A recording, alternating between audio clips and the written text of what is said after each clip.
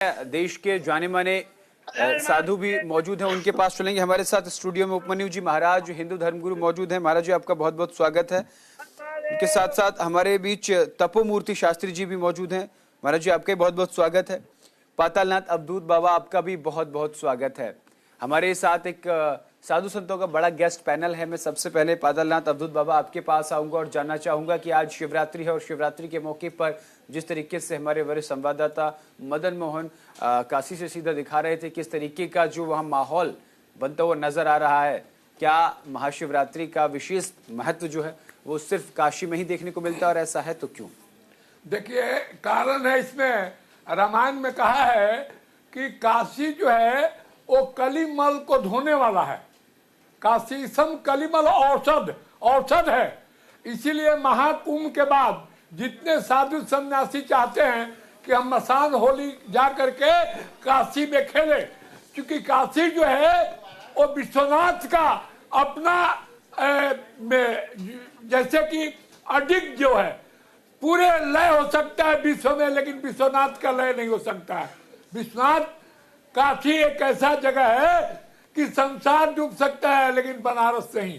इसीलिए जितने संत हैं वो चाहते हैं कि हम काशी में जाकर के मसान होली खेलें, और औषध है, और काशी सम कलिमल औषधम मसनम पीना है, कल्याण कितने कल्पों तक कल्याण, नौमिंगम गिरिजाम पतिगुण निधि कंधर्पम शंकरम।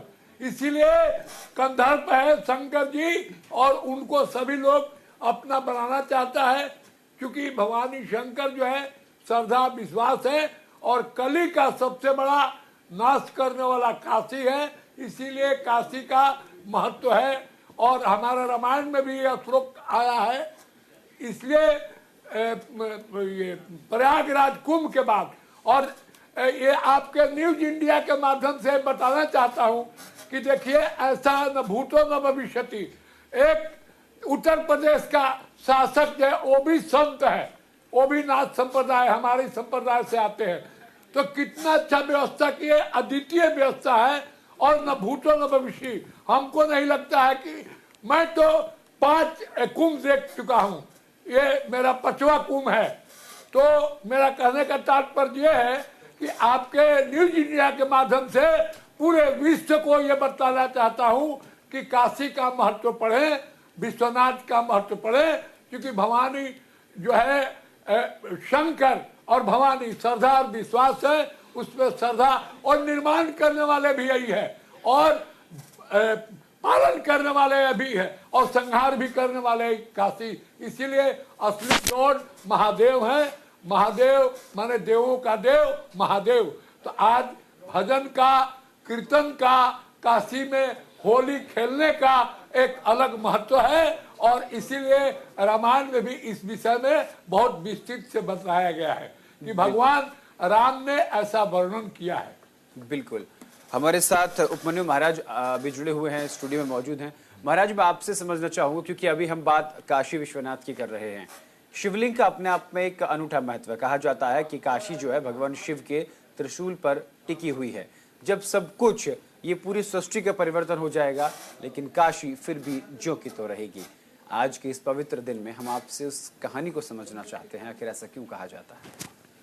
नहीं, ये कहा ही नहीं जाता है, ये सत्य है, और समय समय पे समझ में आता है कि जब सृष्टि में परिवर्तन होता है, कहीं कहीं हिंसा होती है, परिवार मतलब कि समाज का परिवर्तन होता है, सभ्यता का परिवर्तन होता है, लेकिन काशी अडिग रहती है जी।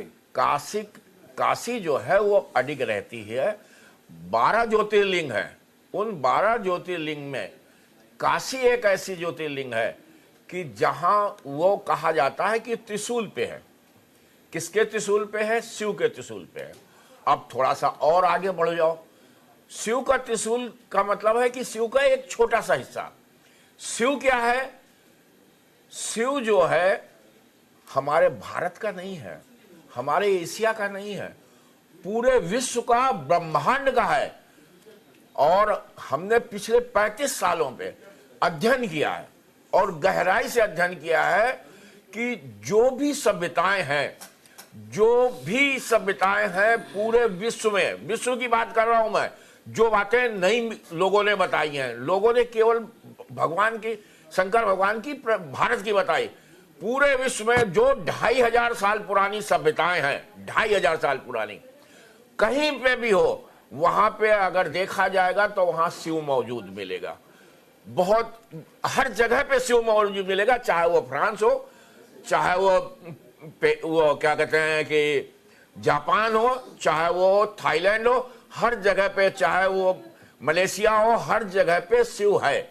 अलग अलग ढंग से पूछते हैं, उनकी अपनी सभ्यता है, अलग ढंग से पूछते हैं, लेकिन शिव का महत्व पृथ्वी को छोड़ दीजिए, पूरे ब्रह्मांड में है।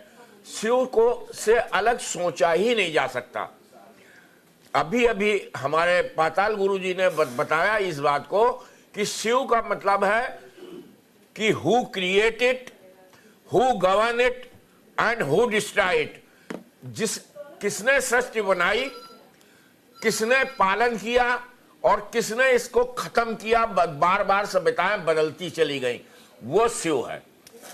शिव से अलग सोचा ही नहीं जा सकता।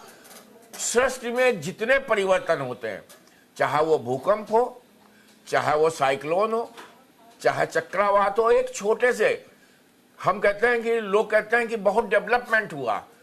अरे एक टार्नाडो था, छोटा सा भूकंप, जो लोग नहीं कहते हैं कि गोल घूमता हुआ चक्र, उस पे तो आज अमेरिका का कमांड नहीं कर पाया, एक टार्नाडो पे नहीं कमांड कर पाया, बाकी भूकंप और साइक्लोन वगैरह पे क्या कमांड कर पाएगा। ये सब शिव के नेतृत्व में चलते हैं, शिव के उससे चलते हैं। और शिव कहां पे है? शिव काशी में है। मतलब कि पूरा घूम फिर के आप आ जाइएगा तो काशी के बगैर शिव की बात नहीं की जा सकती। ये काशी का महत्व की बात कही है, तो इसलिए हमने थोड़ा सा विवेचना थोड़ी सी दूर से कर दी है। गौरव जी इसको बहुत ध्यान से देखिएगा जी कि शिव के बगैर जी ये कितना भी बना ले, कितना डेवलपमेंट कर ले, कितना भी वैज्ञानिक डेवलप कर ले, लेकिन जो 5 तत्व हैं, इन 5 तत्वों से कोई नहीं जीत सकता। अमेरिका भी नहीं जीत सकता। 5 तत्व का मतलब होता है क्षितिज, जल, पावक, गगन, समीरा। जब अग्नि होती है, आज 2-3 महीने से अग्नि जल रही है, अमेरिका नहीं संभाल पा रहा है। बिल्कुल जी महाराज जी। जब पानी अपना रौद्र रूप दिखाता है, कोई नहीं संभाल पाता। जब वायु अपना रौद्र रूप दिखाती है, वायु का एक छोटा सी चीज है टार्नाडो जी, जो छोटा सा लोग, हाँ हम लोग महाराज जी आपके मुखारबिंद से शब्द निकल रहे हैं। 5 तत्वों को मैं किसी से जीत नहीं सकता। बिल्कुल। कौन जीत सकता है? शिव, क्योंकि उसके नेतृत्व में सब कुछ होता है। बिल्कुल। महाराज जी आपके मुखारबिंद से जो चीजें निकल रही हैं, उनको सुनकर ऐसा लगता है कि विज्ञान का और आध्यात्मिकता का अनूठा बहुत पारस्परिक संबंध है, जो बहुत संबंध है, जो नजदीकी से देखा जा सकता है। हमारे और आपकी बातों से लग रहा है कि आध्यात्मिकता से ही विज्ञान का जन्म हुआ, ऐसा आप कह रहे हैं। जी ठीक है, बिल्कुल। हमारे साथ लगातार हमारे वरिष्ठ संवाददाता मदन मोहन जो वाराणसी से जुड़े हुए हैं, उनके पास मैं लौटूंगा, लेकिन यहां रुकूंगा एक छोटे से ब्रेक के लिए। ब्रेक के उस पार फौरन हाजिर होते हैं। जटाटवी गलज्जल प्रवाह पावितस्थले